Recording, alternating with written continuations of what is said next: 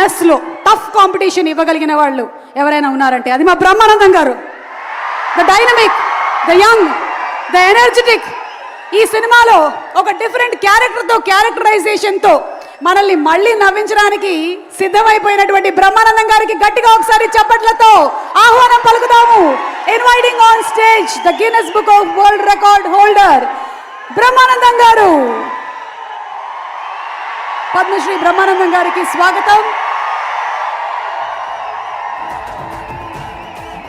దయాకర్ రావు గారు బొకేని అందిస్తూ ఉన్నారు.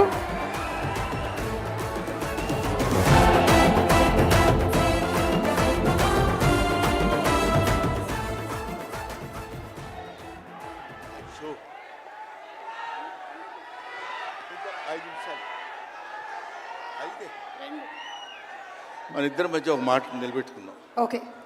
ఏమండి, ఈవిడేమో నన్ను 2 నిమిషాలు మాట్లాడమంది,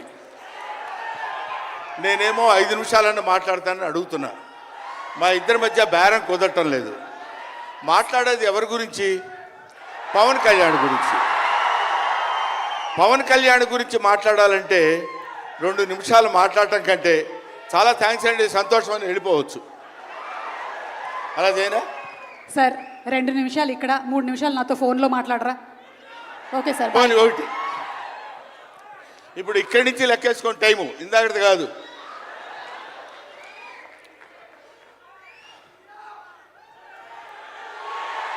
ఇక్కడ వాళ్ళు అలాగే అంటారు కానీ నేను 15 నిమిషాలు తీసుకుంటా టైం. నా సంగతి నాకు తెలుసు. పవన్ కళ్యాణ్ గారి గురించి నేను ప్రత్యేకంగా చెప్పాల్సిన అవసరం లేదు. ఆయన మానవత్వం పరిమళించిన మంచి మనిషి. ఎంత గొప్పవాడంటే చాలా గొప్పవాడు అని చెప్పడానికి మాత్రమే మనకు చేతనవుతుంది. చిన్నప్పటి నుంచి ఆయన 17వ సంవత్సరం నుంచి నేను చూస్తున్నటువంటి వ్యక్తిగా నాకు తెలుసు. అప్పటి నుంచి ఇప్పటి వరకు ఏదో ఏదో ఏదో చెయ్యాలి అనేటువంటి తపనతోటి సమాజానికి ఏదో ఉపయోగపడాలి, I want to do something for the society sir అని చెప్పినప్పటి నుంచి ఇప్పటి వరకు నాకు తెలుసు. అప్పటి నుంచి ఇప్పటి వరకు ఎదురు లేకుండా తనంతట తను వేసుకున్నటువంటి బాటలో నడుస్తూ వెళ్ళాడు తప్ప ఎవరి బాటలో నడిచి వెళ్ళలేదు పవన్ కళ్యాణ్. మైండ్ తన బాటలో వస్తున్నటువంటి ముళ్ళు, అవాంతరాలు, కష్టాలు, సుఖాలు తనంతట తాను ఎదురు తిరిగి రొమ్ము విరిచి నడుచుకుంటూ వెళ్ళాడు తప్ప ఎవరు వేసుకున్న బాటలో వెళ్ళలేదు. ఆయన వేసుకున్న బాటలో 10 మందిని నడిపిస్తూ వచ్చాడు. ఒక్క మాటలో చెప్పాలంటే ఆయన ఒక స్వయం శిల్పి, తన్ను తాను చెక్కుకున్నటువంటి శిల్పి. హీస్ ఎఫర్ట్ పెట్టి కష్టపడి పైకి వచ్చిన వ్యక్తి కాదు, హీస్ డెస్టినేషన్. నాకు తెలిసి ఆయన జీవితం ఒక అద్భుతమైనటువంటి సౌందర్యవంతంగా కళాకృతిగా తీర్చిదిద్దినటువంటి వ్యక్తి. ఈయన దేవుణ్ణి ఎందుకు నమ్ముకున్నాడు అనేటువంటి ఆలోచన మనకు వస్తే, ఏదో ఒక మధ్యతరగతి కుటుంబంలో పుట్టినటువంటి వ్యక్తి అలా అలా తను తాను పెంచుకుంటూ వస్తే తెలియదు భగవంతుడు ఎక్కడ ఎలా తలుపు తిప్పుతాడో తెలియకుండా ఆయన తను ఎలా మలుపు తిప్పుకున్నాడంటే, ఈయన సినిమా యాక్టర్ ఏంటి, ఎవరితో మాట్లాడు, ఎటు పక్కన నిలబడతాడు, ఈయన సినిమా యాక్టర్ ఏంటి అని మనం అనుకుంటే, కాదురా నువ్వు సినిమా యాక్టర్ అయి తీరాలని చిరంజీవి గారు, సురేఖ గారి ప్రోత్సాహంతో అక్కడ అమ్మాయి ఇక్కడ అబ్బాయి అనే సినిమాలో యాక్ట్ చేశాడు. పోనీ యాక్ట్ చేశాడు, అలా అయిపోయింది. అయిపోయిన తర్వాత అంతటితో ఆగాడా? మళ్ళీ ఎందుకు తిరిగాడో ఈ పొలిటికల్ లైన్లో తిరిగాడు. ఇది ఆయన చేసుకుంది కాదు, ఇది ఒక డెస్టినీ ఆయన నడిపిస్తుంది. అలా తిరిగి తిరిగి తిరిగి లేచిన కెరటం గొప్పది కాదు, పడి లేచిన కెరటం గొప్పది. ఎంతమంది ఎన్నైనా అనుకోనివ్వండి, సముద్రం అంతా ఒకసారి ఎదురొచ్చి గుండెల మీద కొట్టినా సరే స్ట్రైట్గా నిలబడి చెప్పగలిగినటువంటి ఏకైక వ్యక్తి మా పవన్ కళ్యాణ్. ఆ రాయి అలా నిలబడి ఉంటుందంతే, సముద్రం వచ్చి గుద్దుకొని వెనక్కి వెళ్ళిపోవాలి తప్ప అది కదలదు. అది ఆయన గొప్పతనం కాదు. This is also destiny. ఆయన అలా రుచించబడ్డా అటువంటి వ్యక్తి ఇన్ని అవమానాలు, ఇన్ని భయంకరమైన సిచ్యువేషన్ అంతా తిరగబడి ఈయన మినిస్టరా, ఈయన డిప్యూటీ సీఎమ్మా, ఇది ఆయన గొప్పతనం కాదు. This is also destiny. ఇదంతా ఆయన నమ్ముకున్నటువంటి పరమేశ్వరుడు లిఖించినటువంటి ఒక అద్భుతమైనటువంటి సిచ్యువేషన్ అయింది. అందువల్ల పవన్ కళ్యాణ్ గారు బతుకు మీది చావు మీది, బతుకంతా దేశానిది, అంతే. పుట్టుక మీది చావు మీది, ఈ రెండే మీవి. అలాగా తన ఎందుకండి ఆయనకి మేము ఎన్నోసార్లు చెప్పాం. మమ్మల్ని మామూలుగా, నేను పెద్దవాడిని కాబట్టి డైరెక్ట్గా తిట్టలేక చిన్న మందలింపించినది. ఎందుకంటే మనకి ఆ రాజకీయాలన్నీ ఎందుకండి. నో, ఎప్పుడైతే మూర్ఖత్వం అనే పదం మనం వాడతాం, కానీ మూర్ఖత్వానికి ఇంకో పదం ఏంటంటే పట్టుదల. పట్టుదల ఉంటే ఏదైనా చేయగలం.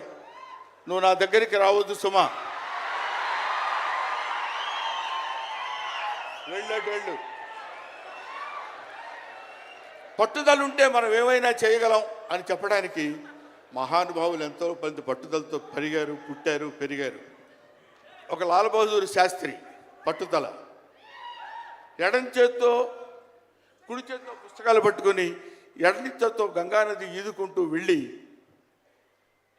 చదువుకున్నటువంటి దాదాసాహెబ్ ఫాల్కే అంబేద్కర్, ఆయన పట్టుదల. ఎంతమంది చెప్పినా వినకుండా నేను I want to know the truth అని చెప్పినటువంటి రమణ మహర్షి పట్టుదల, రామకృష్ణ పరమహంస పట్టుదల. వీళ్ళందరూ పట్టుదలతో పుట్టారు, పట్టుదలతో పెరిగారు కాబట్టే ఇవాటి వరకు ఇలా నిలబడగలిగారు. ఇప్పుడు నేను చెప్పేది, రేపొద్దున ఆయన ఎంత గొప్పవాడు అవుతాడనేది మనం నిర్ణయించలేము, మన చేతుల్లో లేదు. ఇవాళకి ఈ స్టేజ్కి వస్తాడని మనం అనుకోలేదు. ఇక్కడ తర్వాత ఏ శిఖరాలను అధిరోహించబోతున్నాడో అది ఆయన చేతుల్లో లేదు, మన చేతుల్లో లేదు. సకల సృష్టి స్థితి రేఖాడుడైన భగవంతుడి చేతుల్లో ఉంది. కాబట్టి ఆ నిర్ణయించినటువంటి ఆ డెస్టినీని నమ్ముకొని వెళ్ళేటువంటి మనిషి కాబట్టి ఆ మహానుభావుడు ఇంకా ఇంకా ఇంకా ఎన్నో స్థితులకు వెళ్ళాలి, ఎన్నో స్థితులను అధిరోహించాలి అని మనం కోరుకుందాం. అధిరోహించి తీరుతాడు. అస్తు అస్తు అస్తు, శుభమస్తు. ఇది జరిగి తీరుతుంది, ఇది నిత్య సత్యం. చాలు. ఏవయ్యా, నువ్వు పొగట్టడానికి వచ్చావా ఇక్కడికి? పవన్ కళ్యాణ్ గురించి చెప్పడానికి వచ్చావా, లేకపోతే ఆయన గురించి గొప్పగా చెప్పడానికి, ఆయన పొగట్టడానికి వచ్చావా అనుకోవచ్చు. మీకు ఒక చిన్న విషయం చెప్తున్నాను. ఆయన సంవత్సరం క్రితం చూశాను, 1 year బ్యాక్ చూశాను, మళ్ళీ ఇప్పుడు చూస్తున్నాను. మధ్యలో ఒకసారి ఏదో ఒంట్లో బాగోలేదంటే మాత్రం చూశాను. ఆయనతో ఫోన్లో మాట్లాడింది లేదు, ఆయన గురించి నాకు తెలిసింది లేదు.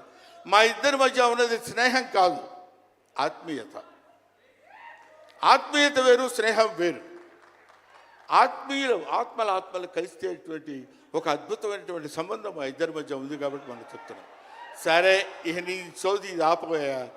చెప్పు హరిహర వీరమల్లు గురించి.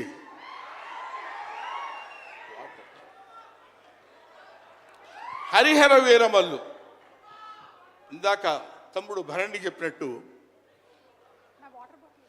శివుడు ఒక్కడొస్తేనే, శివతాండవం చేస్తే 14 లోకాలు దద్దరిల్లిపోతాయని చెప్తారు. అవునా?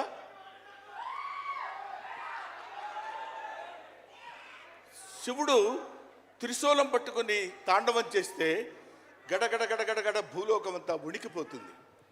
అటువంటి శివుడు వస్తున్నాడు. విష్ణుమూర్తి సుదర్శనాన్ని వదిలితే ఎంతోమంది శిశుపాలు నుండి సంహరించగలిగిన శక్తి ఉంది అతనికి. ఒకడు హరుడు, ఒకడు హరి. విష్ణుమూర్తి, శివుడు వీళ్ళిద్దరూ కలిసి వస్తున్నాడు. హరిహర వీరమల్లు పేరుతో వచ్చినటువంటి హరిహర.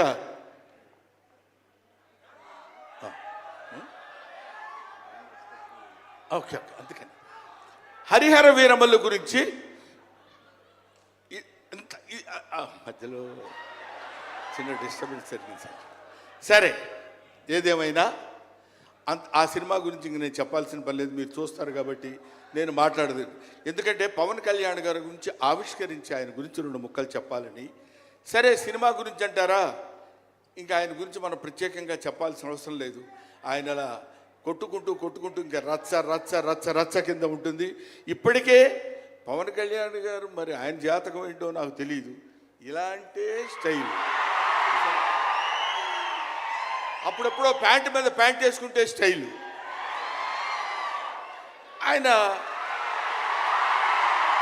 కారణజన్ముడు కాబట్టి ఇంకా నన్ను అనవసరంగా వెనకాల జుట్టు పట్టుకొని లాక్కి వెళ్ళిపోయేటట్టుంది సుమ, మా అమ్మాయి. కాబట్టి I wish you all the best. ఎప్పటికైనా మీ ఒళ్ళో తలపెట్టుకుని ఎక్కెక్కి ఏడవాలని పవన్ కళ్యాణ్ గారు. Thank you very much. మిమ్మల్ని ఇద్దరిని చూస్తే మాకు స్వామి నదికి పోలేదా సీన్ గుర్తొస్తుంది. Thank you so much Brahmanandam గారు. మనకి టైం రెస్ట్రిక్షన్స్ ఉన్నాయి కాబట్టి ఆ టైంలో క్రమశిక్షణ పాలించాలనేదే మా కోరిక. అండ్ అలాగే సినిమా డైరెక్టర్ గారు జ్యోతికృష్ణ గారిని, డైరెక్టర్ విత్ బ్రిలియంట్ విజన్, వేదిక మీదకి సాధారణంగా ఆహ్వానించేస్తున్నాము. అండ్ అలాగే నిర్మాత శ్రీ ఏఎం రత్నం గారిని సగౌరవంగా వేదిక మీదకి ఆహ్వానించేస్తున్నాము. మన ఇండియన్ ఫిల్మ్స్ గర్వించేటువంటి సినిమాల్ని అందించినటువంటి నిర్మాత, కర్తవ్యం, భారతీయుడు, ఖుషి, బంగారం, ఇలా చెప్పుకుంటూ పోతే ఎన్నో బ్యూటిఫుల్ ఫిల్మ్స్ని మనకి అందించినటువంటి నిర్మాత ఏఎం రత్నం గారికి మరొక సక్సెస్ రావాలి అని మనస్ఫూర్తిగా కోరుకుంటూ డైరెక్టర్ జ్యోతికృష్ణ గారిని అండ్ అలాగే నాన్నగారిని వేదిక మీదకి సాధారణంగా